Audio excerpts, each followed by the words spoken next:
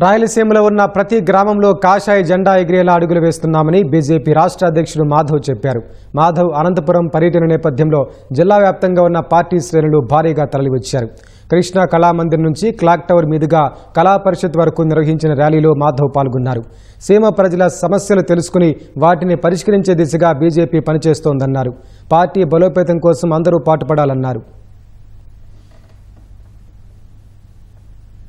ఈ ప్రాంతంలో పార్టీ బలోపేతం చేయడానికి మొత్తం మన 7 నియోజకవర్గాల నుంచి కార్యకర్తలు పెద్ద ఎత్తున రావటం చేసింది. వాళ్ళందరికీ ధన్యవాదాలు తెలియజేసుకుంటూ మన రాయలసీమ ప్రాంత అభివృద్ధికి ఎనలేని కృషి చేసే విధంగా ఈ ప్రాంతం సర్వతోముఖాభివృద్ధికి కావాల్సిన అన్ని పనులు మేము చేస్తామని, ఆ విధంగా వెళ్ళడానికి అలాగే కార్యకర్తల్లో పూర్తి ప్రేరణ నింపడానికి చిట్ట చివరి గ్రామం వరకు మా జెండా తీసుకెళ్ళడానికి ఆ ప్రయత్నంలో భాగంగా నేను ఇవాళ అనంతపూర్ రావడం జరిగింది. అనంతపూర్ నాకు అత్తగారిల్లు కనుక మరీ ప్రత్యేకమైన ఊరు కనుక తప్పనిసరిగా ఈ ప్రాంతానికి సంబంధించిన మంచి ఏది చేయాలన్నా ఆ విధమైన ప్రయత్నం చేసి ముందుకెళ్తాం.